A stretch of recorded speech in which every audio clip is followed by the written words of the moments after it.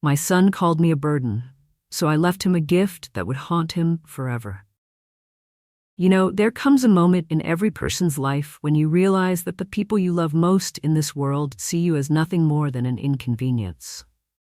For me, that moment came when I was sitting across from my lawyer, my arthritic hands shaking as I signed away $2.8 million, money my son Williams will never see. The lawyer looked at me with those concerned eyes and said, "Mrs. Johnson, this is $2.8 million we're talking about. Are you absolutely certain about this decision?" I looked him dead in the eye, my voice steady despite the tears I'd cried for weeks, and I said, "My son called me a burden. Now he'll understand what he's lost." If you haven't subscribed yet, please do.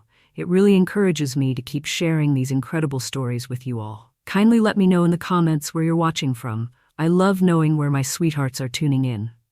Let me tell you how I got to that lawyer's office, because this story, well, it's going to break your heart the same way mine was broken. My name is Dorothy Johnson, but everyone who's ever loved me calls me Grandma Dot.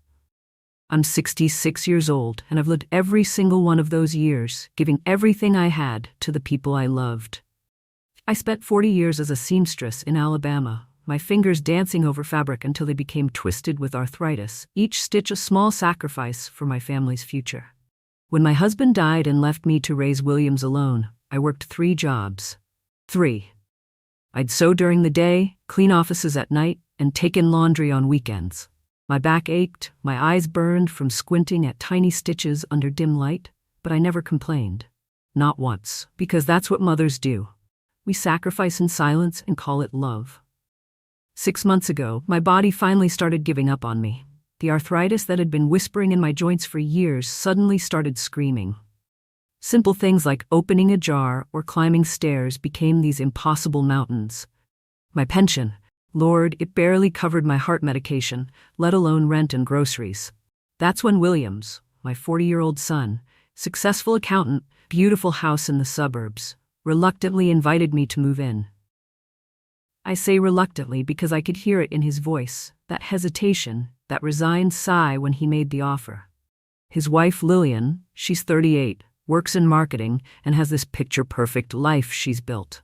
I could see the panic in her eyes when Williams told her I'd be staying with them. But you know what? Even though my legs barely carried me, even though my hands could barely hold a coffee cup without shaking, I still tried to earn my place in that house. Every morning at 5 a.m., I'd drag myself to the kitchen. My joints are screaming with every step, but I'd make breakfast for the family. I'd fold their laundry with the same care I once put into wedding dresses.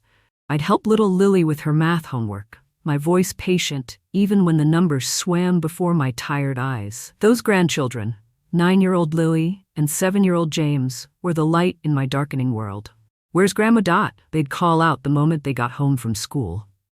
When Lily scraped her knee, she didn't run to her mother. She ran to me. When James had nightmares, he'd crawl into my bed, and I'd stroke his hair until he fell back asleep, even though my arthritic fingers ached with every gentle touch. But while those babies saw their Grandma Dot as their safe harbor, their parents, well, they started seeing something entirely different. Have you ever felt like you were trying your best to help, but everyone around you saw you as nothing but trouble? I'd love to hear your experiences in the comments below, and if you're already invested in Grandma Dot's story, hit that subscribe button and ring the notification bell, because what happens next will absolutely break your heart before it fills you with hope. You know, when you get to be my age, your body starts betraying you in the cruelest ways. It's not the big things that break your spirit, it's the little humiliations that pile up like autumn leaves until you're buried under them. It started with small accidents. I'd be trying to pour myself a cup of coffee in the morning, and these arthritic hands would just give up. The mug would slip, hot coffee splashing across Lillian's pristine white countertops. I'd scramble to clean it up, my knees screaming as I bent down, but she'd already be there with that tight smile and her expensive paper towels. "Oh, Grandma Dot," she'd say, but her voice had this edge to it, like she was talking to a child who'd made a mess. "Maybe we should get you one of those cups with handles that are easier to grip." One morning, I was helping clear the breakfast dishes, trying to pull my weight, you understand? When a plate just slipped right through my fingers. It shattered on the kitchen floor, pieces scattering like my dignity. Lily and James came running to see what happened, their little faces full of concern. "It's okay, Grandma Dot," Lily said, wrapping her arms around my waist. "Mama breaks dishes too." But Lillian's face, Lord, if looks could kill. She swept up those pieces like she was sweeping up pieces of her patience. "You know, Grandma Dot," she said, not looking at me, "maybe it would be better if you just rest more. Let us handle the kitchen work." Rest more, code for stay out of my way. Williams, my own flesh and blood, started treating me like I was invisible. When I'd ask him to help me open my pill bottles, these twisted fingers just couldn't manage the child-proof caps anymore. He'd do it, but he wouldn't look at me, wouldn't meet my eyes. He'd hand me the bottle and walk away like helping his mother was this unbearable chore. The tension in that house became so thick you could cut it with a knife. I'd catch Lillian on the phone, whispering about other options and what's best for everyone. William started coming home later and later, claiming he had extra work. But I knew better. He just couldn't stand looking at the reminder of what I'd become, this frail, needy woman who used to be his strong, independent mother. What they didn't know, what they couldn't possibly imagine, was that this burden they were so eager to get rid of had been sitting on a secret that would change their lives forever. 20 years ago, when Williams was just starting his career, I joined something called the Church Ladies Investment Group. It wasn't anything fancy, just 5 women from my Baptist church who'd gotten tired of watching our savings accounts earn pennies. There was me, Dorothy Johnson. Mabel Henderson, who'd worked 30 years at the phone company. Ruth Patterson, who'd raised 6 kids while running a small catering business. Anna Mae Wilson, who'd cleaned houses her whole life but had a mind for numbers that would put Wall Street to shame. And Sarah Louise Martin, who'd been widowed young and learned to make every dollar stretch like taffy. We found this plot of land about 15 miles outside town. 40 acres of what everyone called worthless dirt. I put in $75,000, every penny I got from selling my late husband's auto shop. Everyone thought we were crazy. "Dorothy," they said, "you're throwing your money away on a bunch of dirt." I remember calling Williams the night before we were supposed to sign the papers. "Son," I said, "I'm thinking about making an investment. What do you think about buying some land?" He laughed. Actually, I laughed. "Mama, you don't know anything about real estate. Just keep your money in the bank where it's safe. Don't let those church ladies talk you into some get-rich-quick scheme." For 20 years, that land just sat there. And then last year, the developers came calling. Turns out our worthless dirt was sitting right in the path of the city's expansion. After multiple offers, they finally paid us $280,000 per acre. My share?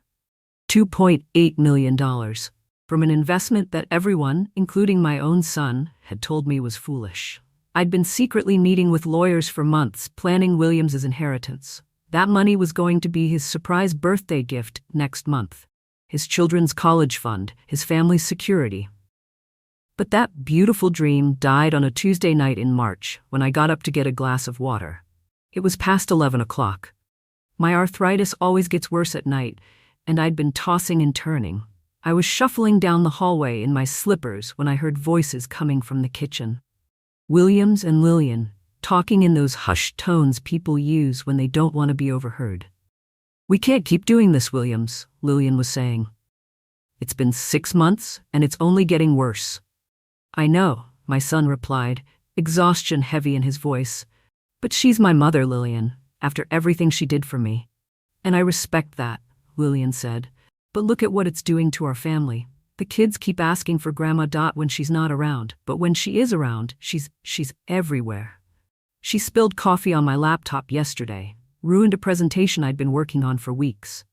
My heart started pounding so hard I was sure they'd hear it. "She's not doing it on purpose," Williams said, but his voice sounded tired. Defeated. "I know she's not," Lillian said, her voice getting gentler. "And I'm not saying she's a bad person. She's sweet, she loves the kids, and I know she loves us. But Williams, she's becoming a burden." Williams was quiet for a long moment, and then he sighed heavily. You're right, he said, his voice barely above a whisper. I hate to admit it, but you're absolutely right. She is becoming a burden. I love her, but I can't keep pretending this isn't affecting our whole family. A burden. That word hit me like a physical blow. I had to grab the wall to keep from falling. I know, but the guilt? Williams's voice cracked. She sacrificed so much for me, Lillian. She worked 3 jobs to put me through school. She sold her jewelry to help us with the down payment on this house. How do I just put her somewhere? Guilt won't solve anything, Lillian said firmly. And keeping her here isn't helping anyone. She's miserable. Can't you see that? She knows she's in the way. Maybe professional care would actually be better for her. I stood there in that hallway, my heart breaking into pieces so small they could never be put back together. And the cruelest irony? While he was calling me a burden, I was literally a millionaire planning to make him wealthy beyond his wildest dreams. Can you imagine finding out that someone you've been treating poorly was secretly planning to give you millions of dollars? What would you do if you discovered you'd made the biggest mistake of your life? Share your thoughts below and make sure you're subscribed because Grandma Dot's next move will shock you to your core. That night, after hearing my son call me a burden, I didn't sleep a wink. I lay in that guest bedroom, the room that used to be Williams's childhood bedroom, staring at the ceiling and replaying every sacrifice I'd made for that boy. I remembered when he was 8 years old and wanted to join the Little League team. The registration fee was $50. $50 I didn't have. You know what I did? I sold my grandmother's pearl earrings, the only jewelry I had left from my mama. I told Williams I'd found the money in my coat pocket because I couldn't bear to see disappointment in his eyes. I remembered selling my wedding ring, my precious wedding ring that my husband had saved up 3 months to buy, so I could help Williams and Lillian with the down payment on their house. When Williams asked where the money came from, I told him I'd been saving it from my Social Security checks. The truth? That ring was all I had left of my husband, and I sold it to a pawn shop for $800 so my son could have his dream home. And now, after all of that, after a lifetime of putting him first, he saw me as a burden. As the sun came up, I made my decision. I got dressed carefully, put on my best dress, the navy blue one with the little white flowers that Williams had complimented once, and walked into that kitchen where my son and daughter-in-law were having their morning coffee. Williams, honey, I said, my voice as steady as I could make it, I've been thinking about what we discussed, and you're right, it's time for me to go. The relief on their faces was so obvious it was almost comical. Lillian actually smiled. A real smile, not one of those tight, fake ones she'd been giving me for months. Oh, Mama, William said, I think that's really the best thing for everyone. Where are you thinking of going? My sister Eleanor in Atlanta, I said. She's been asking me to come stay with her for years. That was a lie, of course. Eleanor had passed away 2 years ago, but they didn't know that. I'd kept her death to myself because I didn't want to worry Williams. That sounds perfect, Lillian said, practically beaming. Atlanta has such wonderful senior services, and you'll have family there. Family. The irony wasn't lost on me. The hardest part was saying goodbye to Lily and James. When they heard Grandma Dot was leaving, they both started crying. But who's going to help me with my math homework? Lily sobbed, wrapping her little arms around my waist. And who's going to read me bedtime stories? James added, his bottom lip trembling. I knelt down, my knees screaming in protest, and pulled them both close. You're going to be just fine, my babies, I whispered, fighting back my own tears. Grandma Dot loves you more than all the stars in the sky, and that love is going to stay with you forever. Williams called me a taxi, and as I was walking out the door with my 2 little suitcases, he actually hugged me. Thanks for understanding, Mama, he said. This really is for the best. I patted his cheek, the same cheek I'd kissed every day when he was little, and said, yes, son, this is exactly what's best. But that taxi didn't take me to the bus station.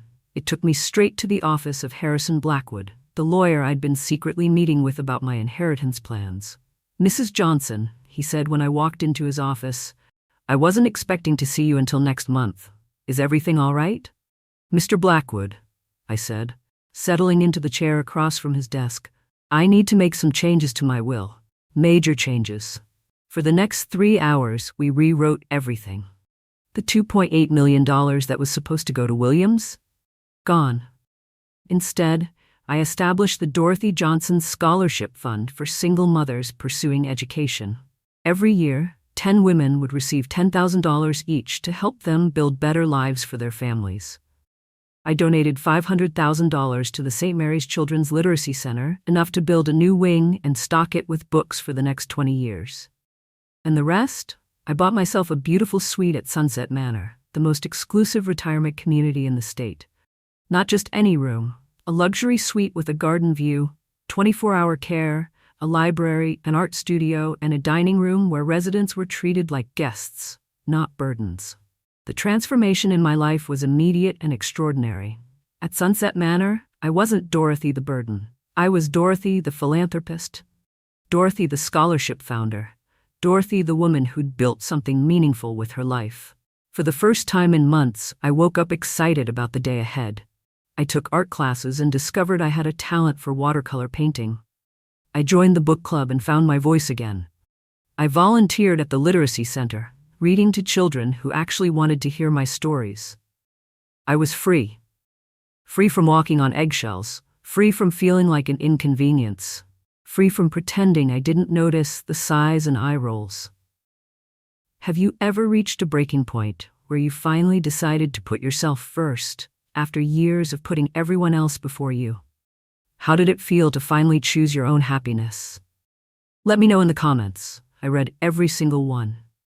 And if you're loving Grandma Dot's transformation, smash that subscribe button because Williams is about to discover exactly what he lost. And his reaction will leave you speechless. 3 weeks into my new life at Sunset Manor, I was in the middle of a watercolor painting class when the front desk called my room. "Mrs. Johnson," the receptionist said, "you have several missed calls from someone named Williams Johnson. He says he's your son, and it's urgent." I set down my paintbrush and smiled. "Thank you, dear. If he calls again, please tell him I'm not available." But Williams wasn't going to give up that easily. Over the next 2 days, he called 17 times. 17. He left voicemails that went from confused to worried to desperate. "Mama, it's Williams. Aunt Eleanor says you never arrived in Atlanta. She says she hasn't heard from you in months. Please call me back." Then, "Mama, I'm really worried now. I called all the bus stations, all the train stations. No one remembers seeing you. Please, just let me know you're okay." And finally, "Mama, I've called the police. I've called every hospital between here and Atlanta. I'm scared something terrible has happened to you. Please, please call me back." On the 4th day, my lawyer, Mr. Blackwood, called me. "Mrs. Johnson," he said, "I've had multiple calls from your son, Williams. He's threatening to file a missing persons report and involve the FBI. I think it's time we let him know you're safe." "You're right," I said. "Go ahead and call him." What I wouldn't have given to see Williams's face when Mr. Blackwood called him into his office. According to my lawyer, Williams arrived looking like he hadn't slept in days, his hair disheveled, his eyes red with worry. "Mr. Johnson," Mr. Blackwood said, "your mother is perfectly safe and well. She's living at Sunset Manor Retirement Community." "Sunset Manor?" Williams apparently said. "But that place is for wealthy people. My mother can't afford that. There must be some mistake." That's when Mr. Blackwood explained about the land sale, the $2.8 million, and the complete restructuring of my estate. He told me later that Williams went completely white, then actually had to put his head between his knees to keep from fainting. $2.8 million? Williams whispered. "My mother had $2.8 million and never told me?" "She was planning to leave it all to you," Mr. Blackwood explained. "But she changed her mind 3 weeks ago. The money has been donated to various charities and used to secure her own care." That evening, my phone rang. I was sitting in my beautiful garden suite, reading a novel and sipping tea, when Williams's number appeared on my caller ID. I let it ring 3 times before I answered. "Hello, Williams," I said, my voice calm and steady. "Mama," he said, and I could hear that he was crying. "Mama, thank God you're okay. I thought something terrible had happened to you." "Something terrible did happen to me," I said quietly. "I was called a burden by my own son." There was silence on the other end of the line, and then Williams started crying harder. "Mama, I'm so sorry. I didn't mean it. I was stressed and tired and overwhelmed, and I said something horrible, but I didn't mean it." "You may not have meant it, Williams," I said, "but you said it, and you made plans to get rid of me based on it." "The lawyer told me about the money," he said through his tears. "Mama, why didn't you tell me? $2.8 million. You could have told me you were wealthy." "Because you called me a burden," I repeated. "If I had told you about the money, would you have treated me better? Would you have loved me more? Would you have wanted me around?" "Yes," he said immediately. "Of course." "Then you would have loved my money, not me," I said. "And that would have been even worse." "Mama, please," he begged. "I know I messed up. I know I was wrong. But please, give me another chance. Let me make this right." I closed my eyes and thought about all the years I'd spent making excuses for people who didn't appreciate me. All the times I'd accepted less than I deserved because I was afraid of being alone. "Williams," I said, "do you remember when you were 12 and your father died?" "Yes, Mama." "Do you remember how scared you were? How did you cry every night for weeks?" "Yes." "And do you remember what I told you?" His voice was barely a whisper. "You said you'd never leave me. You said I'd never be alone as long as you were alive." "That's right," I said. "And even when money was so tight I didn't know how we'd pay the electric bill, even when I was working 3 jobs and could barely keep my eyes open, even when you were a teenager and said you hated me because I wouldn't let you go to that party, did I ever, even once, call you a burden?" "No, Mama." "Not once, Williams, because children are never burdens to their parents, and parents should never be a burden to their children. But you made me feel like one, and that's something I can't forgive." "What can I do?" he sobbed. "Tell me what I can do to fix this." I took a deep breath, and for the first time in months, I felt completely at peace. "You can learn from this, Williams. You can be a better man than the one who called his mother a burden, and you can make sure my grandchildren never, ever feel inconveniences when they need you." "And us," he whispered. "What about us?" "There is no us anymore," I said softly. "You chose to see me as a burden, Williams. Now I'm free." And then I hung up the phone and blocked his number. Do you think Grandma Dot was too harsh? Or did Williams deserve exactly what he got? Have you ever had to cut someone out of your life completely to protect your own peace? I'm curious to hear your thoughts in the comments. And if this story has you on the edge of your seat, make sure you subscribe and hit that notification bell, because the final chapter will show you exactly how this incredible woman built her new life from the ashes of betrayal. That was 6 months ago, and I want you to know that hanging up on Williams and blocking his number was one of the most difficult and most liberating things I've ever done in my life. In the months that followed, my life became everything I dreamed it could be. The Dorothy Johnson Scholarship Fund began changing lives immediately. I got letters from recipients, single mothers like I once was, women working multiple jobs and struggling to build better futures for their families. There was Maria, a 28-year-old mother of 2 who was studying to become a nurse. She wrote, "Mrs. Johnson, your scholarship means I don't have to choose between buying my children's school supplies and buying my textbooks. Because of you, I can do both." The Literacy Center thrived too. The new Dorothy Johnson Reading Wing opened last month, filled with books and comfortable reading nooks where children could escape into stories. I volunteer there twice a week, reading to kids who remind me so much of Lily and James. These children actually listen to my stories, ask questions about my life, and treat me like the treasure I finally know I am. At Sunset Manor, I've discovered parts of myself I'd forgotten existed. I'm not just Dorothy the mother, Dorothy the grandmother, Dorothy the caregiver. I'm Dorothy the artist. My watercolor paintings now hang in the community center lobby. I'm Dorothy the mentor. I help other residents navigate their own family struggles. For the first time in my adult life, I wake up every morning excited about what the day will bring. I have friendships based on mutual respect and shared interests, not obligation and guilt. Williams has tried to reach me through others. He called Mr. Blackwood dozens of times, begging for my address so he could visit. He sent letters to the Literacy Center, asking them to forward his apologies. He even showed up at my old church, hoping someone there would help him find me. But I've stood firm. Some people might think I'm being cruel, that I should forgive my son and give him another chance. But I've learned something important in these past months. Forgiveness doesn't require you to let people back into your life. I can forgive Williams for calling me a burden while still protecting myself from being hurt again. The saddest part, of course, is missing Lily and James. I think about them every day, wondering how they're doing in school, if they still remember the stories Grandma Dot used to tell them.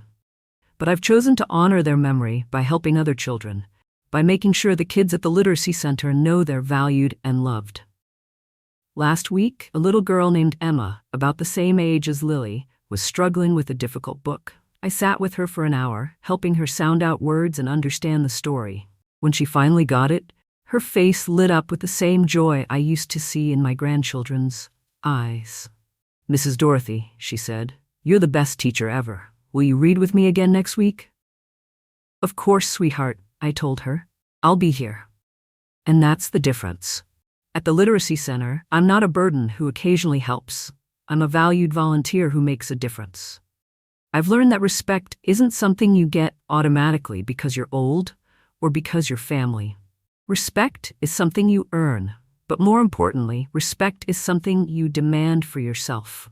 For too many years, I accepted less than I deserved because I was afraid of being alone. But being alone with dignity is infinitely better than being surrounded by people who see you as an inconvenience. My $2.8 million could have bought Williams a bigger house, fancy cars, college funds for the grandchildren. Instead, it's building something far more valuable, opportunities for people who've been overlooked and undervalued, just like I was. Williams may have called me a burden, but what he didn't understand is that I was never the burden. The burden was carrying the weight of being unappreciated, disrespected, and taken for granted. The moment I set that burden down, I became free to fly. If there's an elderly person in your life, a parent, grandparent, or neighbor, who you might be taking for granted, I want you to remember my story. Remember that they were whole, complete people long before you came along, and they deserve to be treated with dignity and respect. And if you're someone who's being treated like a burden by people who should cherish you, remember this. You are not a burden. You are a human being with value, wisdom, and worth. Don't be afraid to demand the respect you deserve, even if it means walking away from people who can't see your value. My name is Dorothy Johnson, but my friends call me Grandma Dot. I'm 66 years old. I'm a philanthropist, an artist, a volunteer, and a woman who finally learned to value herself. And for the first time in my life, I'm exactly where I belong. That's my story. A story about how sometimes the people who call you a burden end up losing the greatest treasure they ever had. And sometimes, that's exactly what they deserve. What's the most important lesson you're taking away from Grandma Dot's story? Have you ever had to choose between family loyalty and your own self-respect?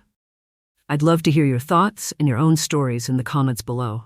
And if this story touched your heart or opened your eyes, please subscribe and share it with someone who needs to hear that they are valuable, they are worthy, and they are definitely not a burden.